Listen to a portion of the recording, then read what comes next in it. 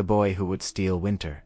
Long ago, when the green hills of the old land were still young, and the seas still whispered the songs of the gods, there lived a boy named Fion. He was no prince, no warrior's son, but the child of a thatcher and a weaver. His family's cottage lay on the edge of a moor, where the wind never slept, and the heather grew thick as a wolf's coat. Fion was known in his village not for strength nor cleverness, but for his restless heart. He had a hunger in him not for bread, nor for milk, but for wonders. Where others saw the turn of the seasons as the old rhythm of life, Fion saw them as treasures. He would try to capture some as butterflies, in little jars, to bottle the autumn's red leaves, and to carve the sound of springtime birds into his flute. But the one treasure he could never hold was winter. For when frost crept silver over the thatch, when icicles hung like daggers from the eaves, and when the first snows softened the moor into a white dream, Fion felt his heart swell. Winter was sharp and cruel, and bright it made the world strange and holy. He wished he could keep it forever, hidden away like a secret jewel. And so it was that, on the night of Samhain, when the veil between the mortal and the Fae is thinner than a hair, Fion whispered to the wind, "I would keep winter for my own. I would steal it, if I must."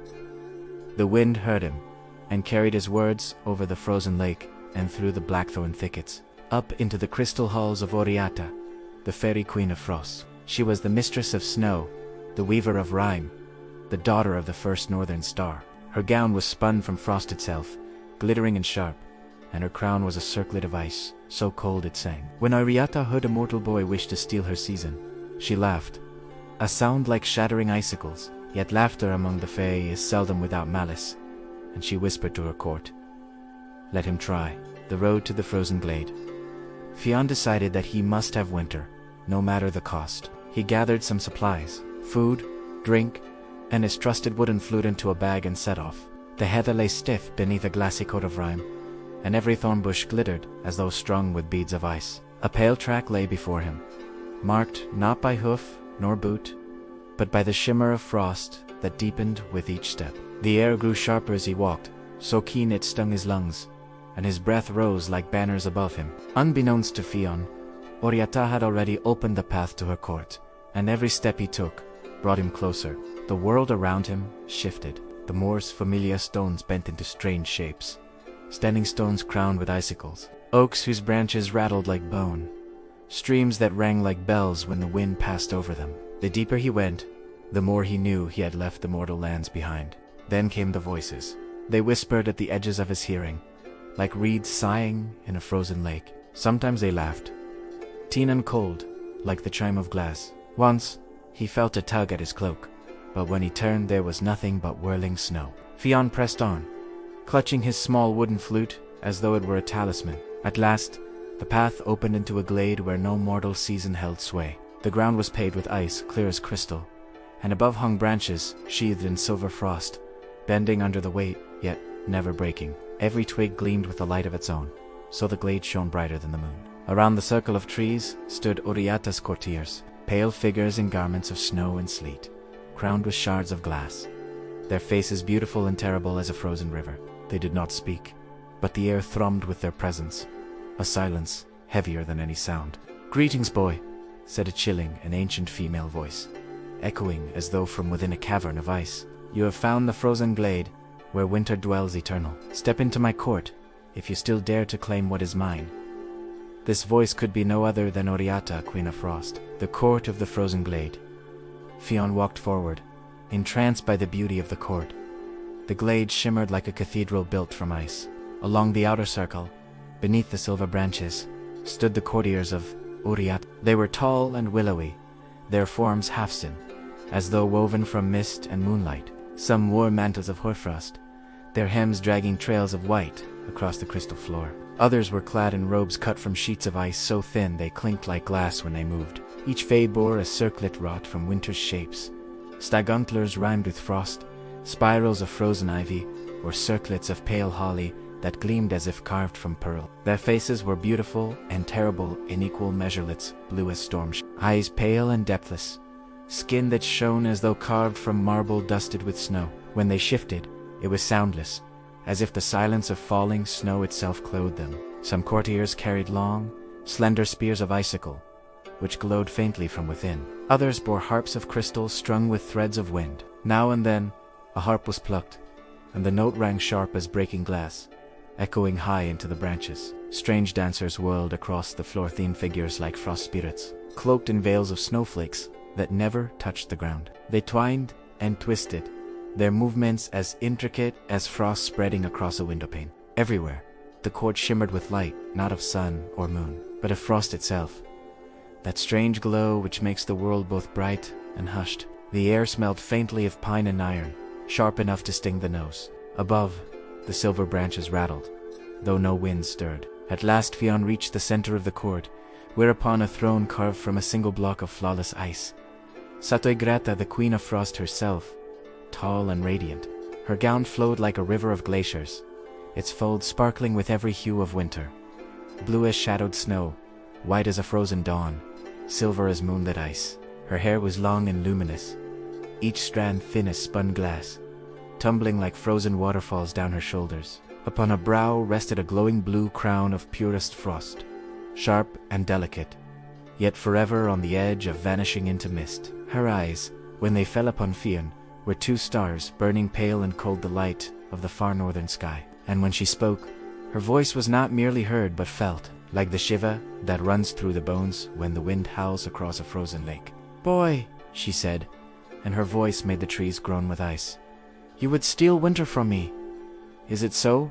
Fion bowed, though fear clawed at his belly. "I would not steal it to waste, but to keep. The world is fairer in frost. Let me have it always."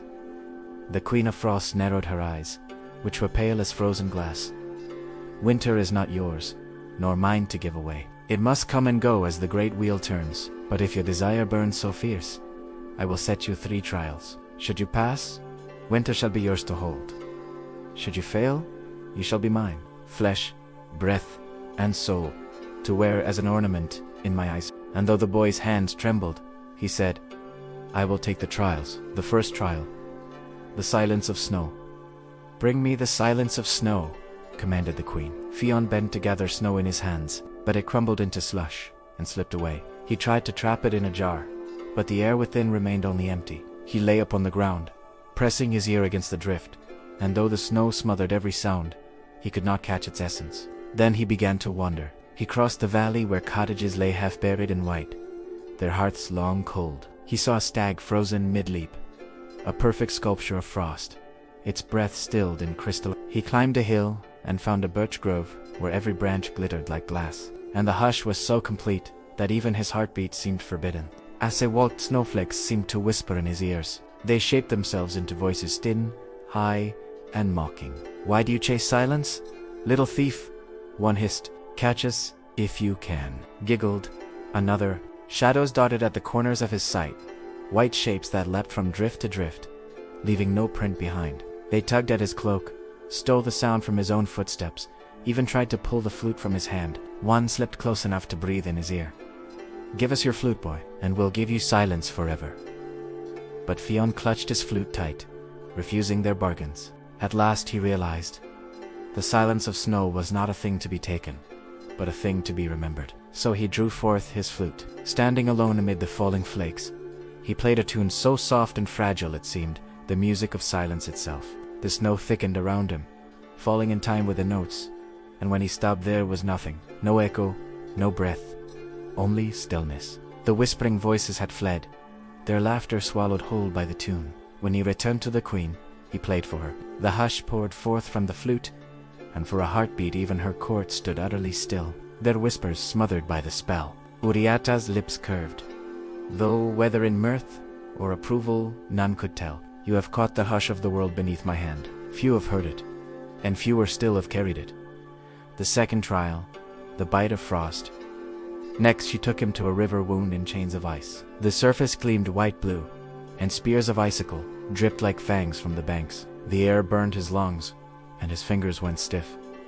Before he had taken a dozen steps, "Bring me the bite of frost," she said. Fion knelt to touch the river, but the sting made him cry out and snatch back his hand. He tried to chip off a shot, yet it dulled before he could carry it far. He breathed into the wind, but his breath became only mist. So he wandered along the banks, teeth chattering, searching for frost's true sting. There he found deer that had frozen mid-step, their flanks dusted white, their eyes staring wide with fear. He found birds fallen from branches, their wings stiff as boards. He felt the hunger in his belly grow sharp, for no berry or root broke the snow. He thought then, frost was not just pain, but the power to take breath, to steal warmth, to press life itself into stillness. And he knew he must endure it. Then the cold spirits rose from the banks, slender as icicles, their hair long streams of sleet. Their fingers were claws of ice, and their smiles gleamed sharp.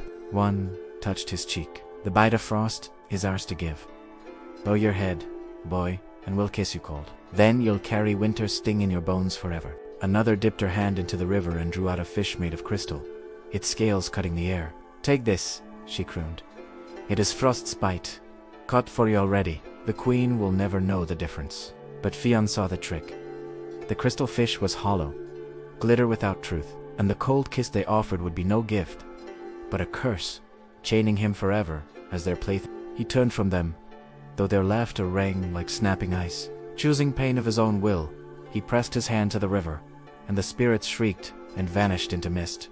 Fion held his bare hand upon the river's ice, until his skin burned raw and tears sprang from his eyes. The cold pierced him, cutting deeper than any blade. When at last he tore his hand away, a single tear had frozen hard upon his cheek. He caught it before it fell. This, he told the queen, offering the gem of ice, is frost's bite.